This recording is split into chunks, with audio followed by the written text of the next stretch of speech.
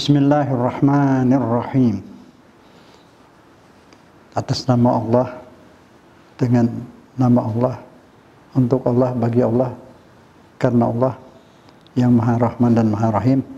InsyaAllah kita membahas ajaran-ajaran Allah dan Allah beri hidayah sehingga kita semua dapat memahaminya dan mengamalkannya insyaAllah. Assalamualaikum warahmatullahi ta'ala wabarakatuh. Pendengar dan pemirsa yang disayang Allah, seperti biasa kami sore kita membahas ajaran-ajaran Allah dari kitab Allah, kitab suci Al-Quran. Kini tiba kita memahami kata-kata syifa dalam Al-Quran banyak sekali, bahwa Allah Subhanahu wa Ta'ala menurunkan Al-Quran sebagai syifa, artinya penyembuh. Penyembuh apa? Nanti kita akan bahas. Sebagai syifa, sebagai mau'izah. Mau'izah itu semacam nasihat, maksudnya bimbingan. Bimbingan tertulis, hidayah irsyad yang ada di Quran. Ada lagi bimbingan tuntunan, dipegang tangan kita dituntun seperti itu. Itu namanya hidayah taufik. Jadi dua-duanya kita butuhkan.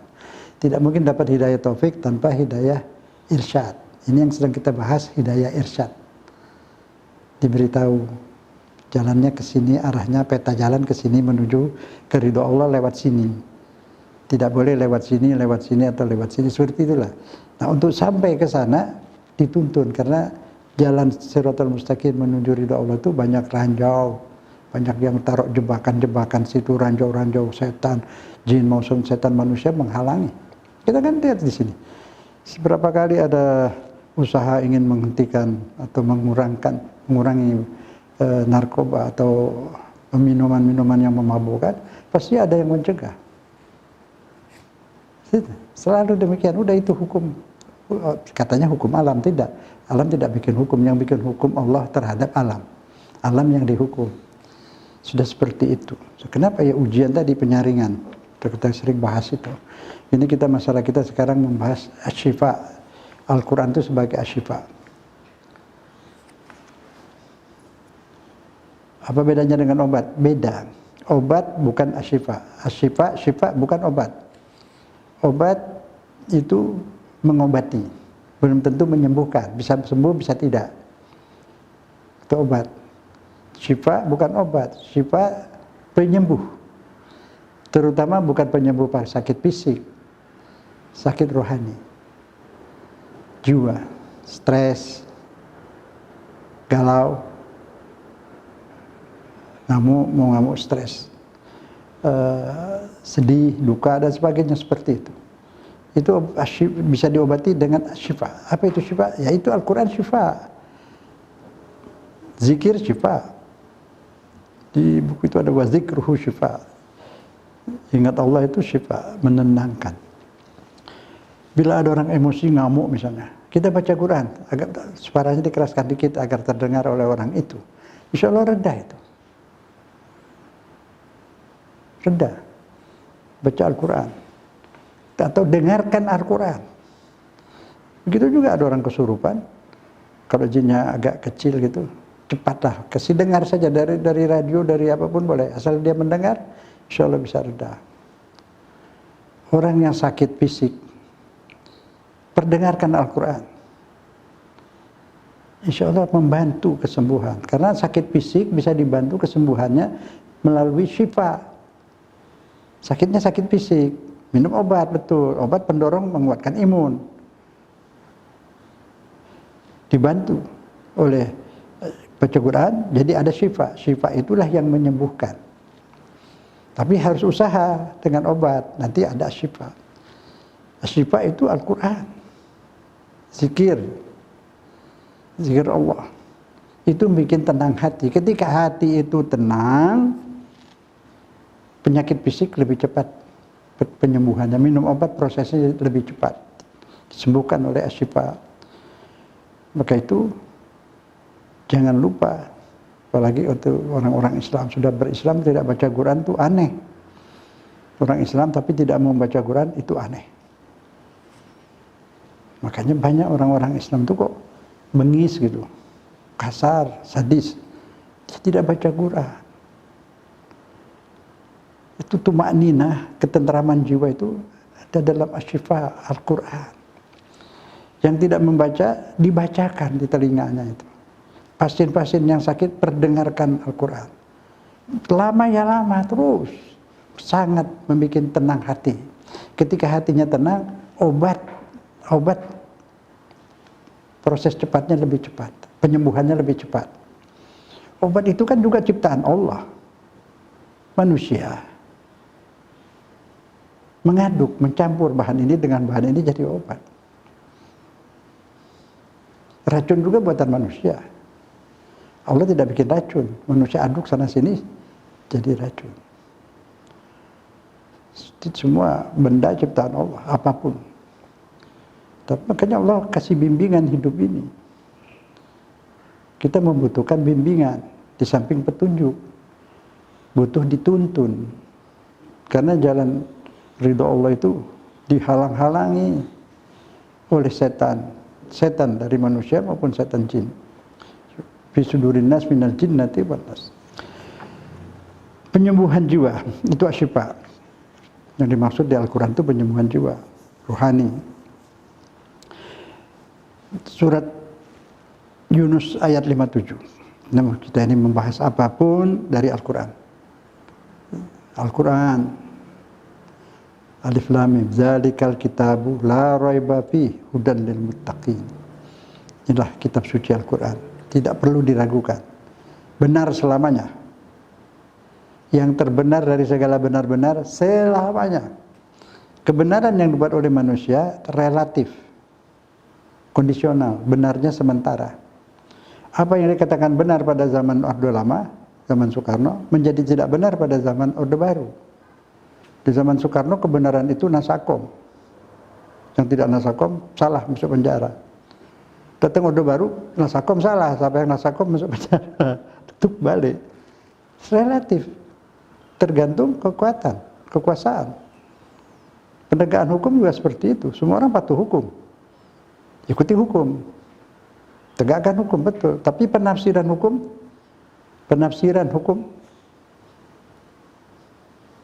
pada kekuatan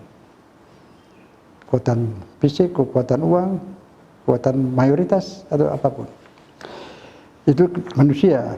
Tapi yang maksud kebenaran itu dari Al-Quran, kebenaran mutlak.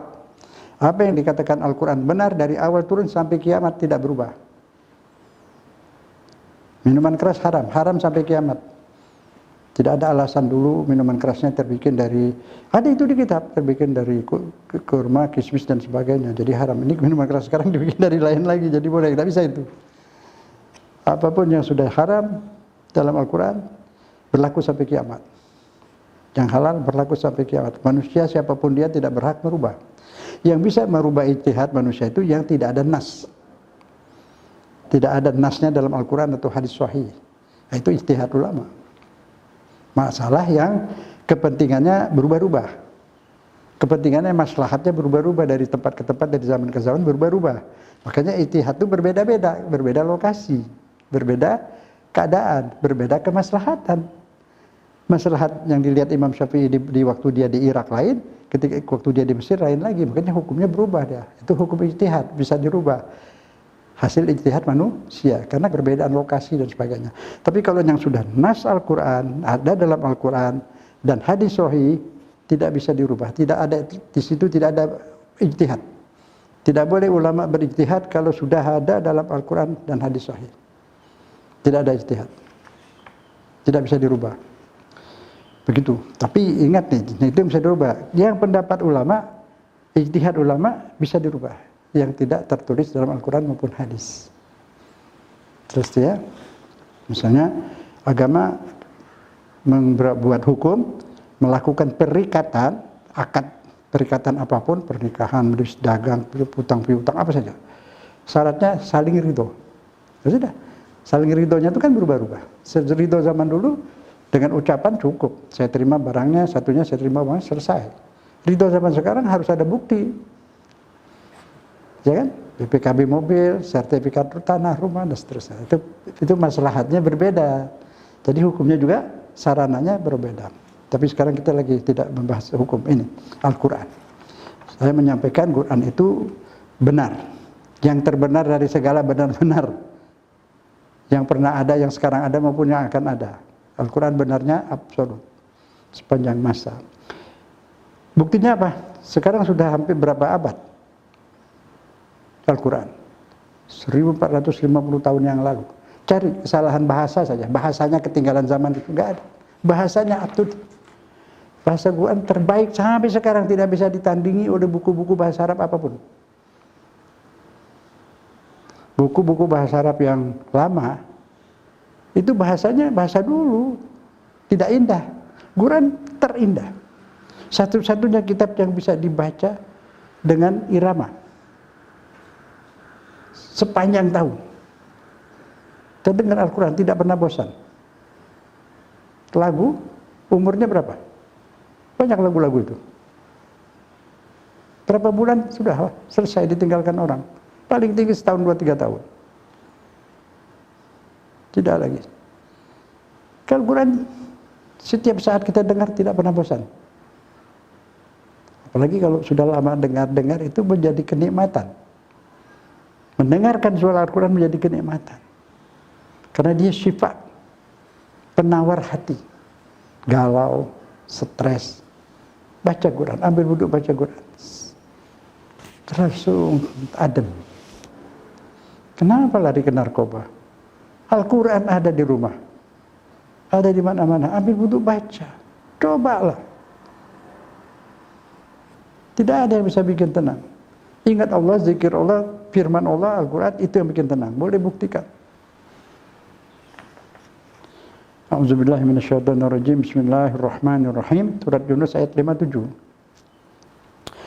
Ya ayyuhan nas, wahai manusia, qad ja'atkum mau'izat, telah datang kepada kalian suatu bimbingan, mau'izah atau nasihat atau bimbingan min rabbikum, dari yang memelihara kalian.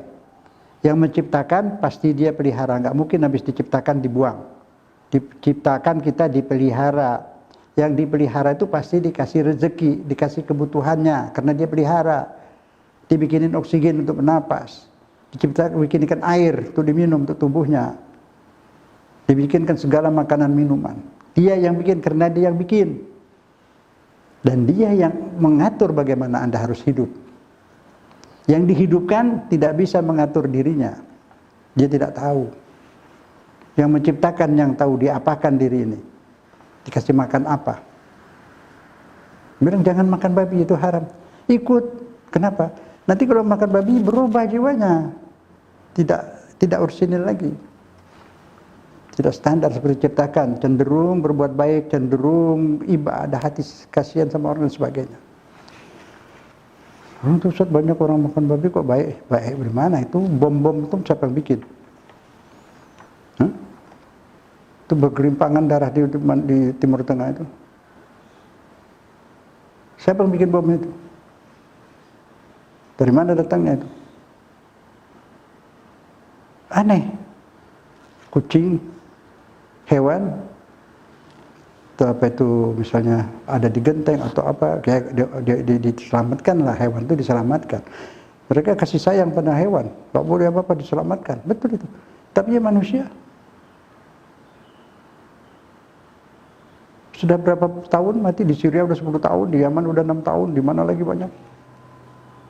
Di stop nggak? Dia bisa, stop tuh bisa. Stop aja pengiriman senjatanya, berhenti. Tapi dia teriak, damailah, damailah, senjata dikirim terus. Nah, itu namanya peri kemanusiaan. Makanya banyak makanan yang diharamkan karena bertentangan dengan peri kemanusiaan. Jelas ya? Nah, Al-Quran ini mau'izah, mengatur, membimbing tata cara hidup sebagai manusia. Min rabbikum, dari yang melihara. Yang melihara yang tahu bagaimana peliharaannya ini dihidupkan. Cara hidupnya bagaimana. Yang melihara yang tahu. Kalau ada barang-barang teknologi ya, datang dari Jepang, apa dari Amerika, dari Eropa, datang ke sini, ada guidebooknya enggak? Buku petunjuk, menggunakannya, diapakan. Ya kan? Kalau nyimpang, rusak. Tuhan bikin manusia dari yang melihara kita, Dia nabinya untuk nyampaikan dari lewat nabi. Nabinya meninggal, ditinggalkan nggak resepnya? Guidebooknya ditinggalkan nggak? Itulah Al-Quran. Kenapa kalau ada barang-barang dari Jepang, kita taat mematuhi itu kitabnya? Kitab, guidebook itu kitab. Kitab apa itu? Kulkas, kitab. Ini mobil ini, kasih bensinnya ini, olinya ini semua. Dipatuhi kan? Kalau tidak dipatuhi, rusak. Rusak. Quran kalau tidak dipatuhi, hidupan manusia ini rusak. Orang Arab yang berpecah belah, yang perang antar suku terus-menerus, turun Al-Quran, masuk Islam, dipatuhi Al-Quran, jadi bangsa yang berbudaya, maju. Kemudian tinggal lagi Al-Quran, hancur lagi. Perang lagi dia sama dia. Bukti nyata.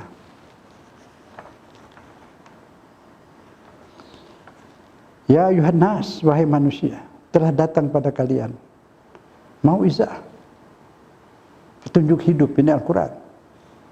Min rabbikum, dari Tuhan kalian yang melihara kalian. Apalagi wasyifa, guidebook itu bisa menyembuhkan, penawar hati. Subhanallah, penawar hati. Baca, tenang, lagi galau apapun bisa tenang.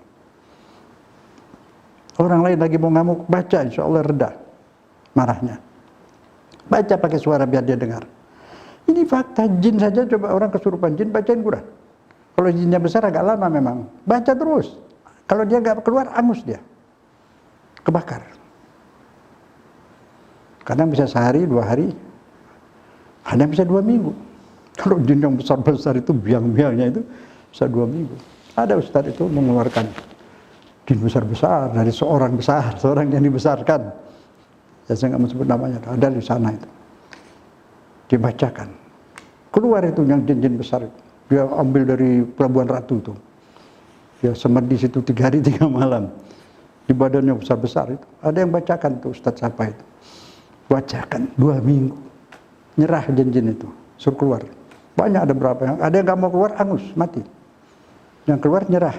Terus masuk Islam. Ayat Quran itu. Semua dengan ayat Quran. Syifa. Ini semua dibuktikan, apalagi kebenaran Al-Quran. 1450 tahun sampai sekarang dibaca manusia sedunia, tidak membosankan. Bisa dilakukan. Iramanya senang didengar, enak didengar. Baca itu buku-buku atau koran pakai. Jadikan lagu-lagu, bisa nggak? Buku-buku baca itu pakai tajwid. Bisa. Subhanallah, Allahu Akbar. Belum isinya. Apa yang disampaikan di Al-Quran semua dibuktikan benar. Jadi Al-Quran bukan mengajarkan ilmu pengetahuan. Al-Quran membuktikan bahwa ia dari Allah. Lihat, Al-Quran menyampaikan sejak 1450 tahun yang lalu bahwa bulan pernah bersinar, kemudian dipadamkan. Pengetahuan menggali, ambil batu-batu dari bulan, diketahui benar, pernah bersinar. Kemudian dipadamkan. Bukan padam, dipadamkan. Banyak lagi ayat lain yang seperti itu. Subhanallah, sadaqallahul azim. Allah, kami mendengar. Kami yakin Al-Quran adalah firman, kitab suci yang tidak ada ragu-ragu isinya, tidak ada salah, dan selalu benar. Akan benar terus selamanya. Ajari kami ya Allah, bimbing kami untuk bisa mengamalkan Al-Quran. InsyaAllah. Wa syifa' lima fis sudur. Nah, ini dia. Penawar apa yang ada di dada. Galau, sedih, putus asa, baca Quran. Tidak perlu narkoba, tidak perlu obat penenang. InsyaAllah. Ini ayat. Baca. Boleh nggak dibaca di depan air? Boleh. Tapi kalau sekarang lagi musim apa ini, corona, bacanya pakai masker. Boleh baca. Supaya tidak menularkan, mau menyembuhkan, malah menularkan, jangan, jauh sedikit, agak jauh sedikit, semeter itu airnya, biarkan baca apa? Quran. Berikan minum, bersenyawa itu. Kalimat kita ini kan keluar lewat oksigen. Oksigen yang mengandung air suci Al-Quran bersenyawa dengan oksigen yang ada di air. Nah, ini mesti pakai orang luar negeri dulu yang menyampaikan baru percaya. Itu ada orang Jepang tuh menulis buku tuh, The Power of Water. Kekuatan air. Dia maki-maki itu air, kemudian dibawa ke laboratorium, dilihat airnya itu agak keruh. Kesel dia, dimaki-maki. Kemudian dipuji-puji, dibawa ke lab, kelihatan kristal-kristal putih. Itu fakta. Sebab ini air ini lain daripada yang lain. Semua disentuh air jadi hidup. Semua kena disentuh biji-bijian, disentuh air hidup. Nah itu, ada lagi pengalaman seseorang. Dia bacain itu di air, ayat-ayat ada orang kena sihir. Dia baca di Al-Quran, suruh minum, gak mau. Jinnya lihat itu di dalam air itu ada apa gitu. Gak mau dia. Kemudian orang itu ambil ke dapur, diambil lagi 4 gelas air, dibawa air yang tadi dibawa ke dapur, ditambahin lagi 4 gelas, sekarang jadi 5 gelas. Yang bikin ini nggak tahu yang mana yang dibacain, yang 4 kan nggak. Kasih itu pasien itu yang kena sihir itu, diminum, 4 gelas diminum, 1 nggak diminum. Dia lihat ada apa itu, yang 1 dia nggak mau minum. Akhirnya Ustadz itu ambil air yang nggak dia mau minum itu, siramin kepala orang yang sakit itu. Set, pingsan sebentar, bangun, sudah hilang penyakitnya. Jinnya sudah mati atau kabur, tidak tahu. Quran itu. Bukan orang ini yang sakti, Ustadz ini bukan. Manusia biasa kita semua. Air Quran tadi. Jin tak tahan itu. Setan tak tahan. Jangan kita punya Quran di rumah, nggak ngerti. Ambil wudhu, tidak susah kok. Ambil wudhu, baca.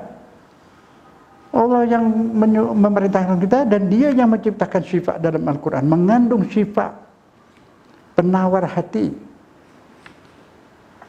Insya Allah. Wahudan lagi, petunjuk. Ini petunjuk irsyad, pemberitahuan. Dalam Al-Quran, jalan Shiratal Mustaqim, jalan ridho Allah itu begini-begini. Nah kita butuhkan lagi apa? Rahmat dari Allah. Hidayah taufik. Itu rahmat. Sama Allah ntar dituntun. Supaya kita nggak terpleset, supaya nggak jatuh. Dijagain, dirahmati. Rahmatnya di mana? Rahmatnya juga ada ketika baca Al-Quran. Telah datang padamu mu'jizah Al-Quran dari Tuhanmu, mengandung penawar untuk di dada hati, hidayah, ya, dan rahmat bagi orang beriman. Quran nadi, rahmat juga. Taklim, rahmat juga. Ibadah, rahmat juga. Jadi rahmat itu dijemput, menjemput rahmat dan menjemput syifa dengan membaca Al-Quran. Bukan sambil tidur terus minta rahmat, minta syifa. Ya, kalau panggil orang bisa, Pak Rahmat datang. Tapi kalau rahmat Allah dijemput dengan membaca Al-Quran. Semoga jelas ya. Jadi surat Yunus ayat 57. Semoga jelas ya. Luar biasa ini. Hai manusia. Jadi kalau hai manusia yang enggak beriman juga boleh. Tapi kalau mau menikmati rahmat Allah, ya syahadat dulu. Enggak berat kok. Ya. Quran itu mau'izah. Ya. Apa itu? Ajaran sehat. Syifa di dada, petunjuk. Ya Allah, rahmat bagi orang yang beriman. Insya Allah. Allah menjadikan Al-Quran sebagai penyembuh penyakit hati. Jadi ketika orang membaca Al-Quran, energi positif dari Al-Quran itu mengalir ke dalam pikiran dan perasaannya. Bayangin. Energi positif. Dia baca itu Al-Quran. Tadi kan saya bilang ada energi, masuk ke air, ada di air itu. Energi positif. Dia baca, terus masuk ke pikiran, otaknya, ke perasaannya, jelas saja jadi tenang. Tapi bukan baca 1 ayat, 2 ayat, bacalah yang banyak sikit. Kan obat itu perlu banyak juga kan. Tergantung galaunya berapa persen. Baca terus, mungkin dia bisa reda kira-kira 10% sekali baca. Nanti sore baca lagi, besok bangun baca lagi. Insya Allah sembuh. Minum obatnya juga berapa kali, sehari 3 kali. Sebulan, ada yang 2 bulan, ada yang setahun minum obat terus. Itu untuk fisik. Minum obat juga kalau dibantu dengan baca Al-Quran, prosesnya lebih cepat. Karena penyembuhan, ketenangan jiwa membantu kesembuhan fisik. Proses obat jadi lebih cepat. Itu orang ketika, maaf, Banyak, tapi nggak semua. Ada sebagian orang besar itu orang kalau PHK atau terus pensiun, dia belum rela untuk pensiun, dipensiunkan. Itu stres, kalau lemas, stres itu ada penyakit badan, mudah wafat. Terus wafat. Padahal waktu dia masih aktif, seger bugar. Begitu pensiun terus kurus. Nah, tidak ke situ rasanya. Jadi siapapun yang sudah pensiun atau dapat PHK, supaya tegar baca Al-Quran. Tentu sholat, nggak mungkin orang baca Al-Quran tidak sholat. Sholat. Baca Al-Quran akan tegar terus. Dan ingat, Anda menjadi pejabat di dunia itu sementara. Cari jadi pejabat tinggi di akhirat. Di sana nggak pakai kerja, pejabat, tapi maksudnya itu bangsawan di sana lah. Ningrat. Ke sini apa raden, menak. Di sini percuma, mati itu hilang. Di sana itu pangkat berbeda-beda. Cari pangkat yang tinggi, yang jenderal, jadi jenderal di sana.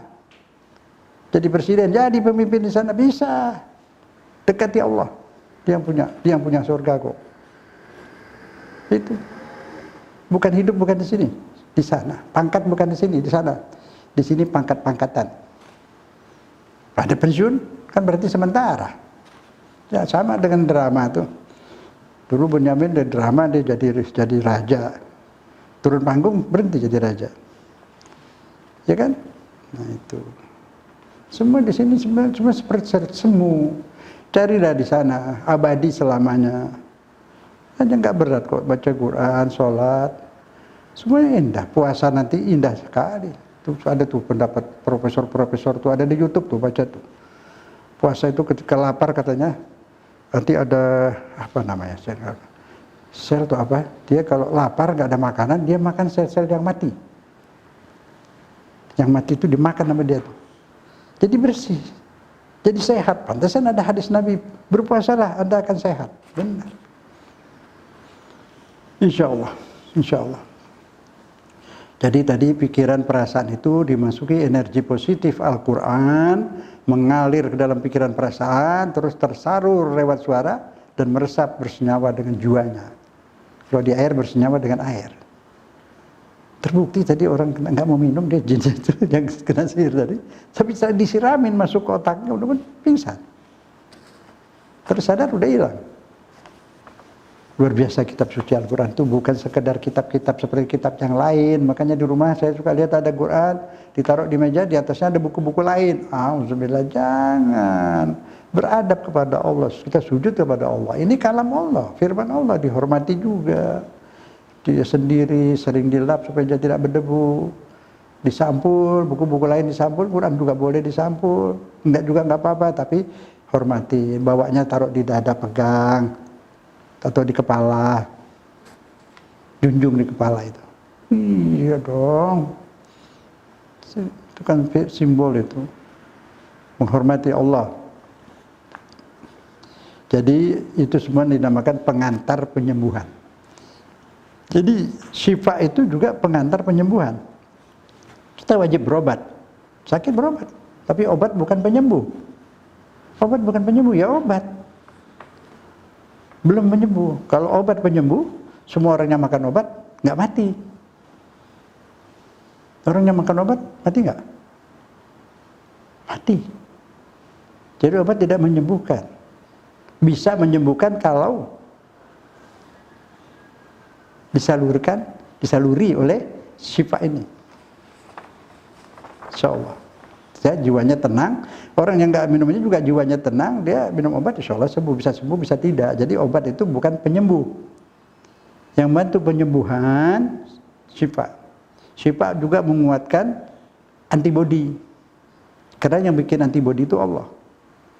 Kecuali sampai ajalnya sudah sampai, artinya jatah hidupnya sudah segitu. Kalau jatahnya segitu ya ajalnya datang. Nanti akan ada kita baca ayatnya dalam Al-Quran. Jadi wajib berobat.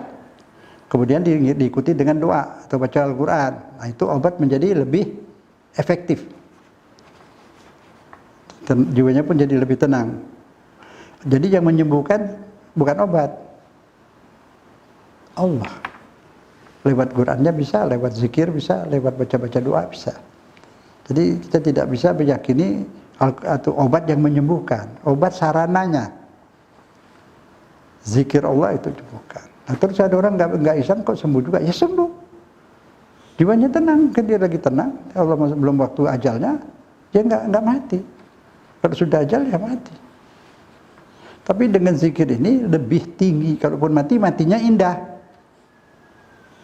Karena ada syifa, ada energi itu dari Al-Quran. Matinya juga indah. Itu yang disebut almarhum. Almarhum itu artinya orang yang dirahmati Allah. Itu dalam bahasa Al-Quran. Kalau bahasa Indonesia almarhum, siapa aja orang yang mati. Almarhum, itu bahasa Indonesia berubah. Banyak kalimat-kalimat dalam bahasa Arab masuk ke dalam bahasa Indonesia berubah artinya. Ada yang berubah kalimatnya, artinya tetap. Ada yang huruf sebutannya tetap, artinya juga tetap. Tapi ada yang berubah. Madrasah misalnya, jadi sekolah Islam di negara Arab, madrasah ya sekolah apa saja. Gitu. Ustadz di dalam bahasa Arab profesor, iya, ustadz kursi profesor. Di bahasa Arab, di bahasa Indonesia tidak, guru agama, kiai. Jadi begitu kita pahami. Jadi almarhum beda. Almarhum dalam bahasa Arab orang yang dirahmati. Dalam bahasa Indonesia ya siapa saja lah. Yang dirahmati, nggak dirahmati dipanggil almarhum juga. Itu dalam bahasa Indonesia perubahan bahasa. Jadi obat itu juga pengantar penyembuhan. Dibantu nanti penyembuhannya dengan doa, zikir, baca Quran. Jadi yang dibutuhkan manusia dalam hidup ini apa? Ketenteraman jiwa. Ketenteraman jiwa itu untuk mendapatkan ketenteraman jiwa itu apa? Ingat Allah, baca Quran, sholat, ibadah semua membuat ketenteraman jiwa. Nah, ketenteraman jiwa ini menguatkan antibodi. Tambah kuat. Nah, itu jadi membantu penyembuhan. Penyalurannya ke situ. Al-Quran juga mengandung rahmat yang membuat jiwa merasa lebih aman. Semua ini Allah berikan kebaikan-kebaikannya Allah ini karena kasih sayangnya kepada manusia yang sangat luar biasa. Tapi kadang-kadang manusia sendiri yang menolak rahmat Allah itu. Banyak nggak orang menolak Al-Quran? Jadi siapa yang rugi? Allah atau dia? Iya. Kalau dia ambil Al-Quran, dia amalkan, semuanya akan jadi baik. Kehidupan ini akan jadi indah. Akan datang suatu saat dunia ini dipimpin oleh Al-Quran pada satu saat. Pada saat itu semua penduduk bumi bahagia, adil, tidak ada perang, tidak ada tumpah darah, bahkan tidak ada kemiskinan, sampai tidak ada yang mau menerima zakat. Pada saat itu nanti akan datang saatnya. Baru manusia, tapi itu memang di akhir. Sebab ini ujian sekarang, mau nggak terima Al-Quran? Kalau sekarang datang kayak gitu ya semua orang lulus. Ini kan ujian mau disaring. Itu ujian sudah mau akhir. Jadi dunia ini dipimpin oleh orang yang menerapkan Al-Quran. Sehingga adil makmur seluruh dunia. Yang muslim yang tidak muslim ikut menikmati rahmat dari Allah lewat penerapan Al-Quran. Itu kan wajar. Kalau manusia mau berpikir itu wajar. Yang bikin manusia, dia bikin manusia, terus dilepas gitu. Masuk akal nggak? Habis dibikin ditinggal, nggak dikasih makan. Bisa nggak? Nggak mungkin. Dia bikin, pasti dia pelihara. Kalau dia pelihara, pasti dikasih kebutuhannya. Oksigen, ada yang berani bisa bikin oksigen. Ada yang bisa bikin beras. Ada yang bisa bikin bumi. Dia udah tahu yang bikin ini semuanya dia. Jadi dialah yang mengatur, dialah yang ngasih ajaran bagaimana caranya hidup. Kenapa kita tolak? Mari kita pahami surat Yunus ayat 58. A'udzubillahi minasyaitonirrajim. Bismillahirrahmanirrahim. Qul bifadlillahi wa birahmatihi fa bidzalika falyafrahu huwa khairun mimma yajma'un. Katakanlah, ini Nabi disuruh katakan kepada manusia, dengan kurnia Allah dan rahmat Allah hendaklah kalian semua boleh gembira. Kalau diterapkan bisa gembira, kalau diterapkan rahmat Allah itu Al-Quran. Hujan juga rahmat. Nggak ada hujan, bubar hidup ini. Hujan aja di stop, semua bubar. Itu baru satu. Teknologi stop karet. Karet kan dari tanah, dari air hujan. Keluar jadi getah karet. Banyak, satu pohon aja tuh ada berapa kilo. Stop karet, bubar teknologi. Semua teknologi pakai karet. Buat sil-silnya itu. Mesti nggak mau berpikir. Siapa yang bisa rubah air hujan? Berproses, naik turun, masuk ke batang kayu. Jadi getah. Nah kalau sudah nggak ada karet, nggak ada lagi pesawat bisa terbang, nggak ada lagi mobil bisa jalan. Nggak ada lagi mesin bergerak. Allah berfirman, karunia Allah dan rahmatnya itu adalah lebih baik daripada yang mereka kumpulkan. Kumpulkan uang itu banyak, apalagi dulu uang kertas, uang apa itu dulu dari logam. Sekarang dari angka doang. Nah itu mau dibuat apain kalau sudah nggak ada air, nggak ada rahmat Allah. Atau itu banyak, tapi nggak ada ajaran dari Allah. Apa jadinya kehidupan di dunia ini? Ini kan masih banyak orang mengamalkan kitab suci walaupun nggak penuh, sedikit-sedikit masih lumayan. Kalau sudah nggak ada sama sekali, nggak tahu apa arti hidup, apa yang terjadi? Hancur. Al-Quran itu kurnia Allah yang paling besar, Al-Quran bagi muslimin. Dia membawa rahmat, dia mendidik umat manusia menjadi adil dan beradab kalau dia amalkan. Kalau di negeri Islam terjadi kezaliman dan kebiadaban, tidak mengamalkan Al-Quran. Jadi jangan dikatakan itu umat Islam teroris, nggak ada. Yang melakukan itu bukan karena pelajaran Al-Quran, justru sebaliknya. Astagfirullahaladzim. Umat Islam itu pernah, Islam yang mengamalkan Al-Quran, dia menguasai negara-negara itu. Semua keadilan yang diterapkan, rahmat. Tapi sebaliknya bila negeri Islam dikuasai oleh yang lain, pembunuhan. Lihat di Spanyol itu, ketika umat Islam kalah. Kemana itu orang-orang itu? Habis sampai habis. Kemana? Bayi-bayinya, anak-anaknya kemana? Kok tidak ada sisa? Dibunuh habis semua. Islam tidak. Di negeri-negeri Islam itu agama apapun ada, hidup makmur subur. Di Mesir ya perang sama Israel merangin dia, sinagog itu tempat ibadah Yahudi ada seperti biasa. Di Yaman orang Yahudi banyak. Dia memusuhi Yahudi yang merangi, yang merebut tanah Palestina. Itu kalau Yahudi yang dari mana-mana nggak diganggu oleh Islam, nggak boleh.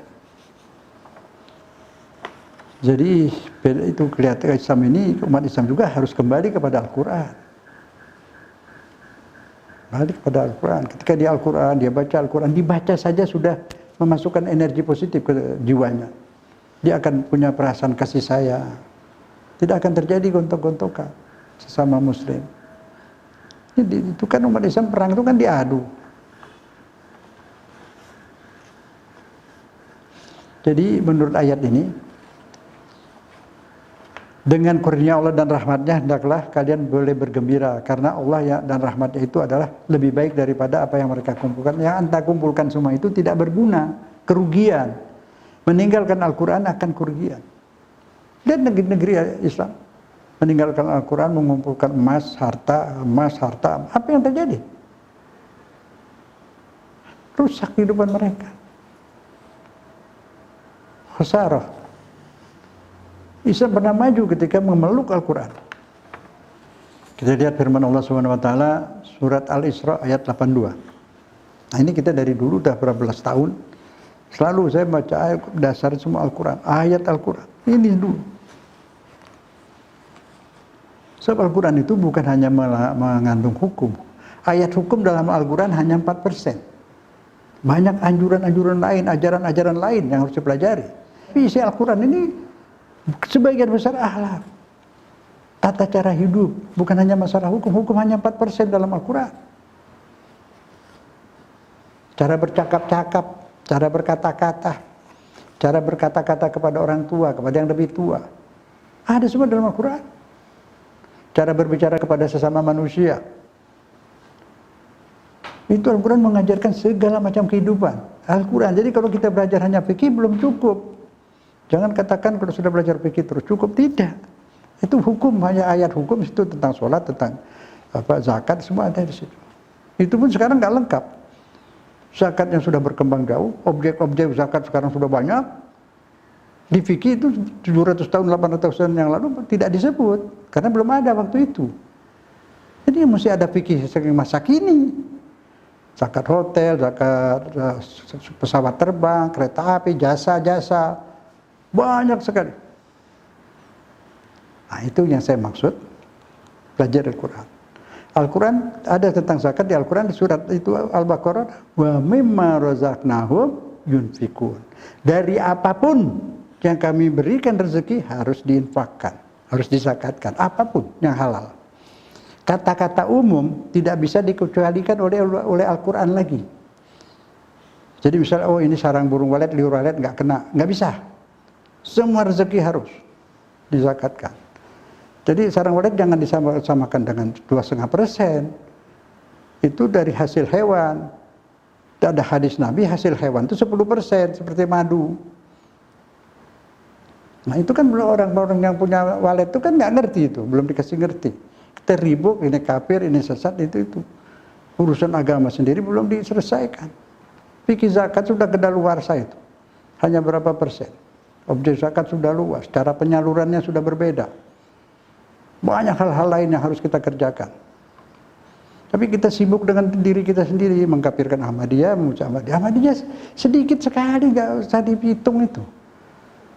Kok jadi habiskan waktu untuk itu? Padahal umat ini belum terurus rapi. Nah itu yang saya inginkan. Jadilah kita itu seperti klub bola. Klub bola itu tujuannya sama, dakwah ilallah. Kalau tujuannya sama, dakwah kepada Allah, semua ormas Islam ya semua jadi satu, masing-masing seperti pemain bola. Ada yang jadi kiper, ada penyerang kanan, penyerang kiri, orang lapangan maksudnya. Yang lapangan ini bikin madrasah, bikin ini itu, ke kampung masuk sana masuk sini. Ada yang back, ada yang itu kan jadi satu. Yang jaga gawang, si bagi-bagi tugas lah. Tujuannya kan sama. Mengurus negara juga begitu. Partai-partai itu bersama-sama semua. Ya boleh berbeda pendapat, memang caranya beda-beda. Tapi tujuannya untuk bangsa dan negara. Terus kalau partai korupsi ambil uang negara, itu menghancurkan bangsa, menghancurkan negara, bubar aja. Untuk ada partai untuk apa kalau seperti itu? Berjuang untuk partainya, bukan berjuang untuk bangsa. Itu kenyataan. Jangan menyudutkan terus, ini seperti ini, ini juga yang nasionalis ini juga begitu. Itu kita dengar tuh di televisi, korupsi lah, inilah. Kita dengar lagi bahwa sebagian setor untuk partai. Jadi partai ini mau bangun negara untuk bangsa dan negara, berjuang untuk bangsa dan negara, atau untuk partai masing-masing mengorbankan negara. Nanti kita sadar, itu semua akan dihitung oleh Allah Subhanahu Wa Taala. Pengadilan, tidak ada yang luput dari pengadilan Allah. Di dunia ini bisa lolos pengadilan dunia. Oh iya, tapi ada kitab KUHP-nya itu, ya itu memang tunduk pada hukum KUHP. Tapi penafsiran ini berubah-ubah. Nah, ini nggak bisa luput, Tuhan adil. Bila ada kezaliman di dunia, akan dituntut di akhirat. Tidak bisa lolos. Yang bikin hidup, yang bikin dunia dia Allah, bukan manusia. Dia tidak mungkin dibiarkan manusia hidup ini menjadi zalim. Ya, mari kita ingat, sadar, jangan nangis di sana di akhirat nanti, tidak berguna. Ada pengadilan Maliki Yaumiddin. Pengadilannya itu canggih. Tidak pakai pengacara bohong-bohong, nggak bisa. Semua terpapar. Semua terpapar. Tayangkan semua apa yang kita lakukan. Ya, masih ada waktu sekarang kalau mau ditipek bisa itu, tobat. Kembalikan uang rakyat. Banyak yang susah. Saya banyak dengar di kampung-kampung itu anak-anak mau nambah oleh bapak oleh ibunya, jangan nak, kakak kamu belum pulang sekolah nanti mau makan sudah habis, tinggalkan buat dia. Banyak itu. Kita buang-buang di sini. Mubazir. Mesti ada kesadaran seperti itu. Baru teriak Indonesia merdeka. Baru sekarang teriak Pancasila. Berketuhanan yang Maha Esa. Pancasila, tapi korupsi terus. Dari mana Pancasilanya? Al-Quran itu merupakan bimbel juga. Bimbingan belajar. Kenapa harus belajar? Kita kan hidup di sini diujian oleh Allah. Kalau tidak diuji, kita tidak ditaruh di dunia langsung saja. Tuhan udah tahu ini bandel ini, udah ketahuan nih bandel. Kalau ditaruh di dunia bandel, langsung dimasukin neraka. Ah ini baik, soleh, dimasukin surga. Nggak perlu di dunia lagi. Tidak. Allah tidak diktator seperti itu. Demokrasi. Suruh pilih, mau ke surga apa mau neraka. Pilihlah, ini jalur surga, ini jalur neraka, silahkan. Kan aku kasih akal untuk berpikir. Tuh kerbau nggak dikasih akal, karena dia nggak ke surga, nggak ke neraka, mati habis. Kalau kita tidak pernah mati, yang mati benda mati ini, badan. Ruh kita pindah ke sana. Ke alam tanpa waktu. Tidak ada jam tangan di sana, tidak ada waktu. Langgeng. Tidak ada nafsu juga. Di akhirat udah nggak nafsu, jadi nggak ada perang. Musuhan pun di sana kalau ketemu ngobrol biasa. Nanti di surga baru ada lagi, bukan nafsu tapi keindahan, kemesraan. Lain lagi hidup di sana. Tidak ada sifat hewaninya. Manusia murni yang hidupnya punya cinta kasih, sayang. Di surga itu dipilih di sini siapa yang pantas ke surga, di sini dipilih. Tukang bunuh nggak mungkin masuk surga. Ntar di sana dia bawa bom lagi mau bunuh orang gimana? Rusaklah surga tuh. Sana tidak ada penjara. Tempat senang selamanya. Saring di sini, diuji. Nah, karena ada ujian, ada bimbingan belajar untuk menjawab ujian. Quran kasih. Sekarang ini stres gini-gini, dia beli narkoba. Salah menjawab ujian. Ada tantangan, dia respon dengan narkoba. Salah, double. Telernya habis, tambah derita. Jadi untuk kalau gimana saya galau stres ini, baca Quran, Tuhan udah kasih resep kok. Tadi wa nunazzilu minal Quran, kami turunkan Quran sebagai syifa penawar hati, baca. Kenapa jadi ke tablet? Yang bikin manusia tuh Allah, dia yang kasih obat, bukan obat ya, penawar. Obat itu Tuhan kasih, tablet-tablet itu Tuhan juga yang buat manusia aduk. Penawar hati, bikin tenang, bikin tentram, indah. Kesenangan itu bukan dibeli pakai uang, tidak bisa. Uang beli hotel, beli restoran, semua bisa. Buat enak, buat lidah. Enaknya ketika lewat lidah, sampai tenggorokan enaknya hilang. Sementara, semu. Kalau senang, hati blong, senang. Baca Al-Quran, sholat. Syifa lima fis sudur, penawar hati. Surat Fussilat ayat 44. A'udzubillahi minasyaitonirrajim. Bismillahirrahmanirrahim. Qul huwa lil ladzina amanu hudan wa syifaa. Katakan hai Muhammad, itu di Quran tuh. Quran tuh buat orang yang beriman akan menjadi bimbel. Bimbingan hidup, bimbingan belajar. Wasyifa, penawar jiwa. Aduh, kurang apa lagi? Kenapa lari jauh-jauh mencari kesenangan? Sementara ketentraman itu di hati. Turis kemana-mana, ke Eropa, kemana pergilah. Capek, letih, nggak dapat apa-apa. Mau jadi turis abadi? Nggak pakai paspor? Gak pakai alat-alat transport, makanan ngikutin, segalanya ada di surga itu. Jadi turis abadi. Tidak ada kerja, tidak ada sholat, tidak ada masak, tidak ada tangis, tidak ada sedih, tidak ada galau. Senang selamanya. Minuman-minuman yang luar biasa lezatnya tersiap, disediakan di sana. Makanan segalanya ada. Daging burung-burung penuh apa ya? Sudah jadi, siap saji, tanpa bulu. Kalau makanan sana dimakan oleh orang manusia di dunia ini, mati, sarafnya nggak kuat, terlalu enak. Ya, mau apa lagi? Itulah. Sabar sebentar, jangan kepingin cepat-cepat cari senang di sini, nggak ada. Capek di sini, cari senang-senang bayarnya mahal. Tidak ada kesenangan di dunia gratis. Bayar dengan tangisan. Yang korupsi, ambil uang, berfoya-foya, katanya senang-senang, jalan sana, jalan sini. Kemudian ditangkap KPK, sekarang dikurung besi. Itu penawar semua. Kemudian Allah berikan lagi satu obat, mengandung syifa juga, tapi obat. Apa itu? Madu. Allah Ta'ala Subhanahu wa Ta'ala menciptakan robot-robot ditugaskan oleh Allah untuk memproduksi madu.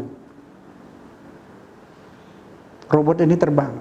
Robot ini kecil-kecil, perutnya juga kecil buat madu itu. Allah berfirman untuk robot itu di surat An-Nahl itu 6768. A'udzubillahi minasyaitonirrajim. Bismillahirrahmanirrahim. Wa min thamaratin nakhil wal a'nab tattakhiduna minhu sakaran wa rizqan hasanan inna fi dzalika laayatan liqaumin yaqilun. Daripada buah-buahan, kurma, nakhil ya, anggur. Kalian ambil dan kalian jadikan suatu minuman yang memabukkan. Itu aneh gak? Anggur mana lebih enak? Anggur sama sudah jadi whisky. Anggur manis, segar. Kalau dirubah jadi whisky, jadi racun. Berapa banyak itu orang mabuk tuh, nabrak ini, nabrak orang, nabrak tembok, masuk jurang. Baru ada berita tadi malam di Eropa itu, mabuk, mati 4 orang. Di Amerika bukan salah. Iya. Pak mobil mabuk, nabrak orang 4. Di sini juga banyak. Kok mau diteruskan? Udah tahu itu bahaya. Jadi itu rezeki yang baik dipertahankan, tetap jadi rezeki yang baik, buah-buahan. Ya, nanti ini bunga-bunga dari pohon-pohon ini dihisap oleh lebah. Jadi itu semua bukti nyata bagi orang. Nah di ayat 68-nya itu, wauha rabbuka ilan nakhli anittakhidhi minal jibal. Allah beri wahyu. Kalau bahasa Arab wahyu itu buat hewan, buat manusia wahyu. Allah beri wahyu kepada Ibu Musa. Ini kalimat wahyu, tapi dalam bahasa Indonesia wahyu khusus untuk Nabi. Kalau kita bilang ada orang dapat wahyu, wah kafir itu kan. Dalam wahyu itu dalam bahasa Arab, buat wahyu itu pemberitahuan. Wahyu. Tapi dalam bahasa Indonesia sudah kita terima lah, wahyu khusus untuk Nabi. Tapi di Al-Quran wahyu, ada wahyu kepada lebah, ada wahyu kepada Ibu Musa, ada perintah Allah kepada gunung, ada perintah Allah kepada air, ada itu. Jadi semua itu mereka makhluk hidup, benda-benda itu. Wauha rabbuka ilan nakhli. Allah memberi nahli pakai hak itu lebah, pakai kasih titik satu kurma. Kasih titik nakhl kurma, nahl tidak pakai titik lebah. Allah beri tugas kepada lebah agar bertempat tinggal di gunung-gunung, di rumah-rumah manusia juga, atau di pohon-pohon yang dibudidayakan oleh manusia. Terus disuruh ngapain di situ? Sama Allah. Allah suruh makan, isap sari-sari dari pohon-pohon itu tertentu, resep. Dan tempat tinggalnya ditentukan oleh Allah. Dan lebah ini tunduk, nurut 100% karena dia robot, tidak punya hak pilih. Seandainya lebah ini punya hak pilih, dia isap air laut, dia isap tebu, isap sedikit kacang kedelai, pasti keluar kecap. Ada nggak madu lebah keluar kecap? Nggak ada. Semua mengeluarkan madu. Kenapa? Dia ikuti resep Tuhan 100%, tidak menyimpang. Manusia juga kalau tidak menyimpang dari resep Allah, hidupnya mulus, tenang, senang di dunia, selamat di dunia, senang di akhirat. Hidup senang, mati senang. Itulah. Nah lebah ini nurut. Memang dia nggak dikasih hak pilih. Sambil terbang, dia memproduksikan madu. Pabrik terbang, pabrik madu terbang.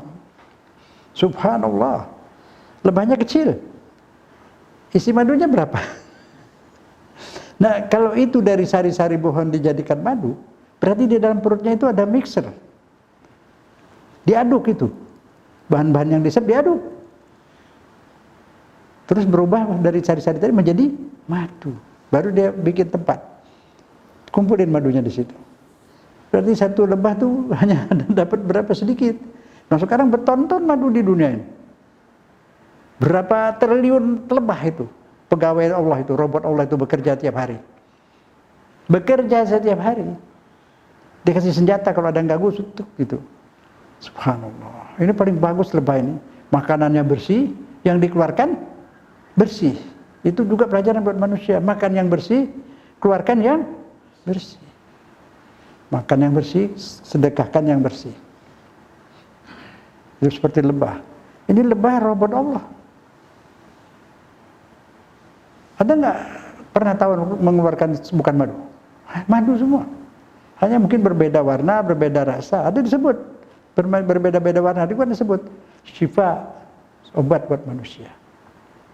Jadi dia obat mengandung syifa. Karena lebah itu sambil memproses madu itu berzikir. Subhanallahi ma fis samawati wal ard. Bertasbih kepada Allah apapun yang ada di bumi dan di langit dan di antara langit dan bumi. Kalau dia nggak berzikir nggak jadi madu. Pohon mangga berzikir, kalau nggak berzikir nggak jadi madu. Ini manusia jangan main makan aja, lihat dulu. Bisa itu pohon mangga bikin mangga, digantung lagi kayak gitu. Kenapa dia bisa? Pohon itu berzikir.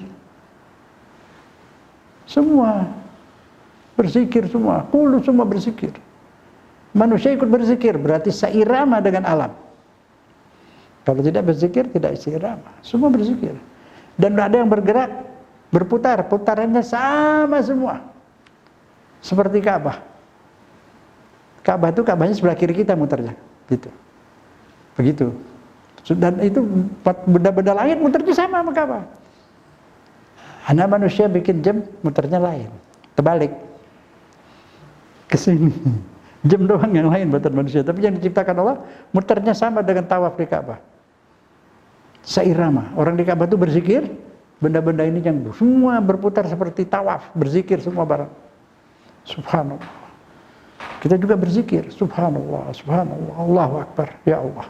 Kami lihat, kami mendengar dan kami saksikan ciptaanmu yang maha besar. Buah-buahan yang tumbuh dari air hujan, dari tanah, ya Allah. Kami berpikir tidak ada yang menciptakan itu selain Engkau, ya Allah.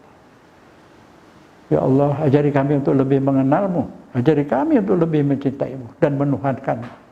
Tiada yang kami tuhankan selain Engkau. Nyata, adanya Allah itu jelas. Kalau otak masih normal itu pasti beriman. Tapi emang ada yang nggak normal, ada. Bukan orang gila, itu lain, sakit jiwa, itu stres. Stres itu, kalau manusia stres terlalu lama, kosong, itu masuk jin. Yang membuat gila itu jinnya. Dianya sih hanya stres. Nggak cepat diatasi, bengang-bengong terus sendirian. Jin masuk, jin itu kepingin punya tubuh, dia ada tubuh kayak manusia. Jadi dia masuk, senang dia di situ. Nah orang stres itu ada yang makan cabai sampai banyak-banyak. Nggak sakit, ya jinnya yang makan. Kuda lumping itu makan beling. Jin yang makan, betul dia makan beling. Kalau belingnya masuk ke perutnya, luka dong. Dimakan jin. Cara dia lah, alam dia. Jadi orang stres itu, ya stres. Kalau dibiarkan, itu masuklah jin itu. Jadi penyembuhannya dibuang dulu itu jinnya, baru pengobatan. Pengobatannya tidak cukup tablet-tablet, ditambah dengan zikir, dibacain ayat Quran, dianya juga. Ya, itu. Bisa itu. Ada juga berapa ayat ditulis di kertas itu ada juga. Zaman dulu di piring. Di piring memang lebih bagus. Kalau ditulis di kertas juga tintanya harus tinta yang untuk warna itu. Tidak berbahaya, masukin di spidol, spidolnya kosongin, masukin itu. Tulis 10 ayat kursi, 10 apa semua, terendam di air, buang kertasnya, itu air mesti cepat dipakai. Kalau enggak kan ada ikut-ikut kimia dalam kertas itu dikit-dikit ikut, nggak bagus. Pakaiin mandi, insya Allah. Yang nulis mesti wudu sambil zikir. Syifa kan. Al-Quran kan syifa. Enggak beda ini. Kan tadi bilang Al-Quran syifa. Mandiin ayat Quran biar syifa dia. Syifa itu untuk penyakit jiwa. Orang stres, minumin itu. Kita siapa saja boleh baca. Taruh air botol, tapi kalau musim corona jauh sikit tadi pakai masker, baca, kasih minum. Bersenyawa itu di situ ayat Quran. Syifa. Mungkin kalau stresnya berat perlu berapa lama minumin terus. Nggak percaya Quran bilang itu Quran syifa. Bukan kertasnya yang syifa, ayatnya. Kalau masuk di air itu kan masuk situ. Energi positif itu. Nah itu betul itu. Ruqyah namanya. Zaman Nabi juga ada itu, ruqyah. ayat Quran. Saya pernah nemuin waktu zaman dulu tahun 80 dakwah ke situ. Keranggan itu. Itu kan belum ada agama. Sekarang banyak pendatang baru banyak Islam. Saya lihat itu orang lagi ngobatin dukun ya, ngobatin bayi sakit. Itu sebut-sebut nama hewan. Bukan begitu. Sini saya bacain. Baca ayat Quran, bacain di air. Kasih minum. Saya doa, ya Allah, saya nggak bisa apa-apa, bantu ya Allah, sembuhkan ini. Saya mengajak mereka kepada Islam. Ya Allah, sembuhkan agar mereka yakin pada agamamu. Alhamdulillah. Nah, terus saya bisa dakwah ke situ aman. Mereka ikut terus. Tahun 80-an ya. Itu. Jadi artinya memang Quran ini luar biasa. Hudan wa mau'izah. Tadi Quran juga mau'izah, Quran petunjuk, pesyifa, penawar. Kenapa kita tinggalkan? Ini lebah ini sudah ditugaskan Allah dari sejak dulu sampai sekarang terus nggak pernah maksiat, nggak bisa dia terus patuh kepada Allah. Karena itu, jadi kita sudah sekarang zaman corona ini terbukti bahwa sebenarnya di dalam diri manusia itu ada antibodi. Jadi vaksin itu menguatkan antibodi. Berapa tahun lalu, 2 tahun lalu, dan pada saat waktu corona dapat di Radio Rahasia, saya pernah bahas ini ayat ini. Al-An'am ayat 61. Al-An'am 61. Sebelum kata-kata ada antibodi, saya sudah bahas ini. Di dalam diri manusia itu ada antibodi. Corona itu tidak bisa dibunuh begitu saja. Tapi usaha manusia adalah menguatkan antibodi. Saya bukan corona aja, kuman-kuman ini di mana-mana kita ini ada. Apalagi kita punya keadaan kurang steril kita. Beda sedikit dengan Eropa itu agak steril, makanya masih ada juga tapi agak steril. Di kita itu belum sampai ke situ. Belum ada pemeriksaan restoran itu 3 bulan sekali diperiksa, dibersihkan, harus bersih, makannya diperiksa di lab, belum sampai ke situ kita. Jadi masih banyak sebenarnya kuman-kuman di mana-mana itu. Pedagang-pedagang banyak kurang bersih kan. Tapi kuat. Antibodi kuat. Itu saja. Ini ada dalam surat Al-An'am ayat 61. A'udzubillahi minasyaitonirrajim. Bismillahirrahmanirrahim. Wa huwal qahiru fawqa ibadih. Ya. Allah yang menguasai kehidupan hambanya. Allah menguasai. Dia mau hidupin, dia mau matiin, kapan dia mau silakan. Kapan dia mau pasti terjadi. Dia yang menguasai kita semua. Ubun-ubun kita di Quran disebut ubun-ubun dikuasai dia. Artinya diri kita dikuasai. Seluruh dunia dikuasai Allah. Terus dikasih apa? Wa yursilu alaikum hafazah. Tapi Allah masukkan dalam diri kita hafazah. Perlindungan. Itulah antibodi. Tapi sayang diterjemah kita itu dalam bahasa Indonesia ditulis di situ malaikat. Nah, tolong yang mendengar ini Quran terjemah yang di YouTube maupun di Quran tolong dirubah Al-An'am 61. Kita juga rubah Al-An'am 61. Jadi kalimat hafazah di sini semua orang tahu hafazah ya hafazul itu penjagaan. Kalau orang hafid Quran menjaga ingatan Al-Qur'annya nggak lupa, maka disebut hafid. Dijaga nggak lupa jadi hafid. Hafazah sama. Jadi penjagaan yang dimaksud imun. Jadi bukan malaikat, malaikat nggak bisa disebut dengan kata lain. Dulu waktu diterjemahkan ini nggak apa-apa, memang dia mencari kalimat bingung, ditulis malaikat, malaikat juga memang pelindung juga, tapi sini bukan malaikat karena waktu itu belum ada pelajaran tentang tubuh manusia. Ya, zaman dulu belum ada, jadi diartikan malaikat nggak salah, benar memang pelindung. Tapi yang dimaksud dalam ayat ini antibodi. Allah beri antibodi sehingga ada kuman, ada apa, banyak kuman ini. Nggak kuat, tubuh kita masih kuat dan antibodi kita kuat. Nah nanti sampai kapan kata Allah hatta iza jaa ahadakumul maut, diperkuat antibodinya oleh Allah sampai waktu ajalnya, jatah hidupnya memang udah selesai, baru diwafatkan oleh petugas-petugas kami, malaikat. Jadi antibodinya dicabut, mati karena sakit ini sakit itu. Padahal memang udah ajal. Kalau belum ajal nggak dicabut. masih bisa disembuhkan, subhanallah. Dibantu oleh obat, dibantu oleh syifa. Tapi kalau udah ajal nggak mempan lagi itu, siapa mempan lagi obat? Memang udah waktunya Allah, jatah hidupnya situ. Jelas tuh ya. Kan dicabut antibodinya, kalau Allah mau wafatkan antibodinya dicabut. Tinggal dia. Jadi bahan penyakit, bahan kematian di badan kita sudah ada. Tapi dilindungi oleh Allah, dikasih antibodi. Nah, vaksin ini menguatkan antibodi. Kalau coronanya datang, nggak mempan, datang. Bisa saja dia datang, tapi tidak mempan. Sudah antibodinya diperkuat. Nah, antibodi ini bikinan Allah. Vaksin memperkuat. Coba di terjemah kita yang ada semua tolong dirubah. Hafaza bukan artinya di sini bukan malaikat, tapi artinya antibodi, imun. Tuhan yang bikin. Setiap yang lahir sudah ada imun. Banyak kadang-kadang anak kecil mereka zaman dulu tuh pelimpahan tuh air di rumah-rumah tuh. Di rumah-rumah, di pinggir rumah itu ada pelimpahan-pelimpahan. Banyak anak kecebur situ. Berapa lama diangkat nggak apa-apa. Antibodinya masih kuat. Banyak sekali itu. Jadi yang banyak dikasih ditantang oleh antibodi itu juga di mana di kampung-kampung banyak orang masih antibodinya kuat, belum terkontaminasi yang lain. Di gunung-gunung desa-desa itu kan Allahu a'lam juga, dokter tahu. Jadi artinya antibodi itu sudah disiapkan Allah, manusia boleh perkuat itu. Tapi kalau sudah datang ajalnya, sudah nggak berfungsi lagi antibodinya, maka diwafatkanlah dia oleh petugas-petugas Allah. Malaikat-malaikat maut itu menjalankan tugasnya.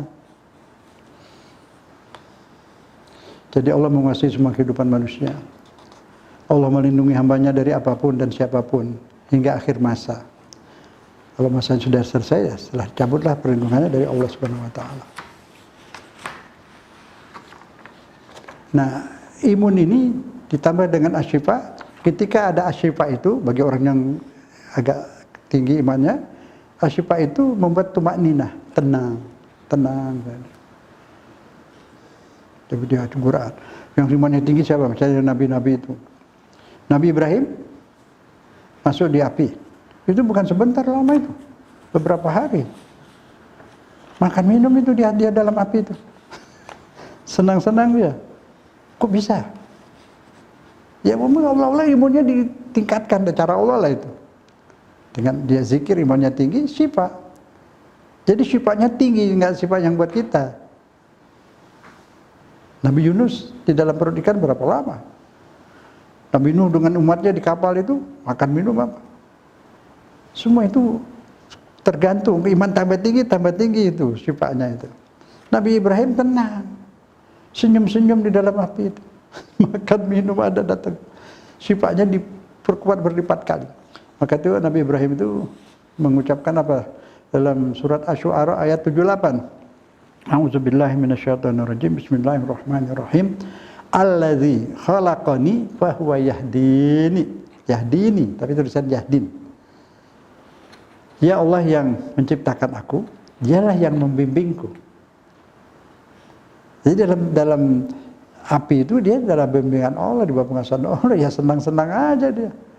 Nah yang bikin api, mentakdirkan api panas, siapa yang hukum api panas? Allah. Ketika itu dicabut Allah, hai api, berubah, sekarang tidak panas. Adem. Buat adem dan menyelamatkan. Itu yang bikin, yang dia yang mentakdirkan api panas, dia yang mencabut. Iya kan? Nah itu yang terjadi. Tapi kenapa Allah cabut buat Ibrahim? Karena imannya tinggi dan dia sedang menjadi rasul. Petugas Allah untuk mengajak kepada agama Allah, agama Ibrahim. Nah, itu juga orang yang sebelum Nabi Muhammad itu enggak semua itu kafir masuk neraka. Banyak itu kaum, itu Ustaz Husain menyampaikan di radio kapan. Itu benar, Sofiin itu. Banyak orang yang ikuti agama dulu-dulu, ada ikut agama Nabi Ibrahim. Mungkin ada yang namanya Abdullah seperti ayah Nabi. Di Quran tersebut itu tidak kafir. Jadi misalnya minta maaf ada beberapa ustadz yang selalu menyebut ayah Nabi kafir-kafir itu. Coba lihatlah itu ayat-ayat itu. Sobiin. Memang ditafsir Sobiin disebut tidak Islam, tapi yang benar Islam ya. Ustaz Husain sampaikan itu. Dan dalilnya benar. Jadi memang ada yang kafir, yang nyembah patung, ada yang tidak. Ya. Allah yang menciptakan aku, Dia yang memberi hidayat untukku. Kata Nabi Ibrahim. Terus apa lagi? Ayat selanjutnya 79. Walladzi huwa yut'imuni wa yaskin. Dan Dialah yang memberi aku makan, dan Dialah yang memberi aku minum. Benar apa enggak? Bisa enggak dibuktikan? Siapa yang mendaur ulang air yang kotor-kotor semua ke atas turun dari langit? Allah. Enggak ada yang berani ngaku tuh menurunkan air. Ada gudang air di langit. Entah danau deh, danau.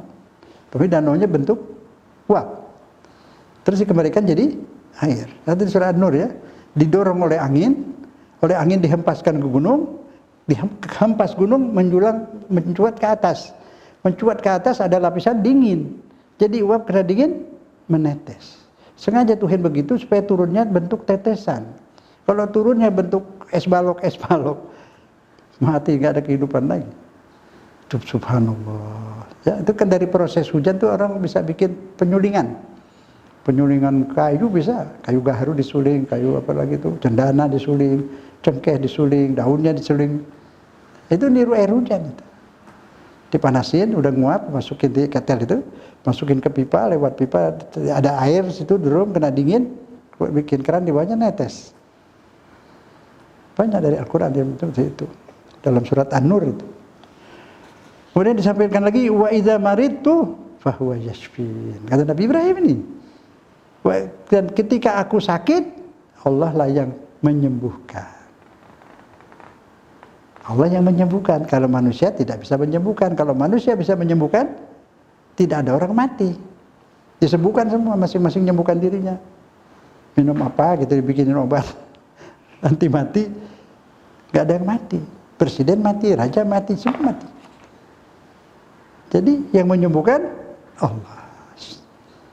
Syifa tadi. Nabi Ibrahim, di zaman Nabi Ibrahim udah ada rumah sakit belum? Ada orang mati, ada orang sembuh. Yang mati, ajalnya sudah ajal. Tapi kita wajib berusaha berobat, wajib. Tapi meyakini penyembuhnya adalah Allah, bukan obat. Kalau obat menyembuhkan, nggak ada orang mati minum obat. Nah, di sini, jadi keimanan itu di sini. Ikhtiar berobat, ikhtiar cari rezekinya dari Allah, ikhtiar berobat, Allah yang menyembuhkan. Tapi melalui satu syarat yang Allah sendiri yang menentukan seperti itu. Jadi Allah kan nggak turunin beras dari langit, disuruh jemput. Sembuhan kan juga suruh jemput, hidayah juga jemput. Jemput hidayah, pergi ke majelis taklim, masjid-masjid, di radio-radio, di televisi, dengerin, dapat hidayah. Kalau dengerin aja nggak mau, apalagi benci sama yang ceramah, ya susah. Begitu. Jadi hidup tuh seperti itu, dan Allah bikin kita ini untuk disayang. Dia mau sayangin, kalau nggak mau apa dibikin. Dia bikin mau sayangi, mau disuruh senang, nggak usah lagi kerja capek. Nggak usah lagi sakit, hidup tanpa sakit. Jadi sementara di sini disaring, ntar dihidupkan lagi tanpa sakit, tanpa kerja, tanpa sholat. Senang-senang saja, senang-senang terus, jadi turis terus. Kan masa nggak mau? Itulah Allah Rahman Rahim. Kalau hanya untuk di dunia hidup, saya juga nggak mau. Nggak ada surga gitu, nggak ada akhirat. Mati aja sekarang, mau ngapain lama-lama di sini? Iya kan? Emang enak. Semua capek, semua sakit. Ribut gak pernah berhenti, perang gak pernah berhenti. Semua di seluruh dunia capek, tapi itu disaring malah diuji. Karena ada akhirat lah kita bertahan. Kita cari poin sekarang, cari poin, ingin pangkat tinggi di sana. Sudah nggak jadi jenderal di sini, kita jadi jenderal di sana. Di sana jenderalnya nggak pensiun. Nah itu, bapak-bapak jenderal yang sudah pensiun, tenang Pak. Dakwah yang banyak, ibadah yang banyak, baca Al-Quran, insya Allah jadi jenderal lagi di sana. Insya Allah. Jadi begitulah hidup yang Allah kehendaki. Kita ikutin caranya. Kemudian masih Nabi Ibrahim menyatakan lagi apa? Walladzi yumituni tsumma yuhyini. Dan Dia yang akan mewafatkan aku di dunia ini, kemudian dihidupkan kembali di sana. Pasti itu. Hidup di sana senang selamanya. Walladzi atma'u an yaghfira li khati'ati yaumiddin. Dan yang aku harap-harapkan, banget aku inginkan agar dia kelak mengampuni kesalahanku pada hari kiamat, hari pembalasan. Nabi Ibrahim aja minta ampun atas kesalahan. Bagaimana kita? Enggak, aman-aman aja. Enggak yakin bakal hidup lagi di sana. Kalau tidak ada hidup akhirat, Tuhan enggak bikin kita di dunia. Enggak perlu ada kita sekarang. Ngapain kita ada? Sekarang kita ada. Anda bikin diri Anda enggak? Saya bikin diri saya enggak? Enggak mungkin kan? Berarti ada yang bikin. Nah, yang bikin ini pasti yang memiliki saya, yang menentukan saya mesti bagaimana. Itulah dia udah kasih tahu, kita akan dihidupkan di sana, abadi, nggak mati-mati lagi. Yang mati ini badan saja. Nah di sana begini-begini, masa nggak mau? Suruh pilih, mau pilih mana? Semua orang ingin bahagia. Bahagia itu di akhirat. Di sini bahagianya paling sehari, 2 hari sakit, besok bahagia lagi, sakit lagi, ntar sehat, ntar sakit, ntar senang, ntar susah, ntar dapat jabatan, ntar berhenti. Capek. Kalau nggak ada akhirat, mau ngapain hidup lama-lama di sini? Justru ada akhirat, di sini ujian, kita melaksanakan ujian. Agar di sana senang, kita pilih ke situ. Jadi atma'u itu yang saya ingin banget, yang saya inginkan, tidak ada lain kecuali minta ampunanmu ya Allah. Di hari kiamat, di pengadilan nanti, semua diadili. Jangan mati membawa beban dosa kepada orang. Dosa kepada Allah berat juga, tapi kita minta ampun, diampuni. Dosa kepada manusia, zolimin manusia, menganiaya manusia, berat. Susah di sana nanti, percayalah, susah. Sengsara nanti, berat. Tuhan tidak mau hambanya dizolimin. Dia akan marah, dia akan hukum. Ini masih ada kesempatan untuk merubah rapot, merubah suratan, merubah amalan. Jangan sampai di sana diadili. Minta maaf kepada siapapun. Kita juga yang ceramah ini mohon maaf bila ada salah. Kita manusia biasa. Mohon dimaafkan. Adalah kita terus tingkatkan keimanan, perbanyak membaca Al-Quran. Saya hidup tenang, selamat di dunia, bahagia di akhirat. Semoga Allah mengampuni kita semua. Aku qauli hadza wa astaghfirullahalazim. Marilah kita beristighfar. Astaghfirullahalazim. Astaghfirullahalazim. Astaghfirullahalazim. Wa sallallahu ala Muhammad wa ali Muhammad walhamdulillahirabbil alamin. Assalamualaikum.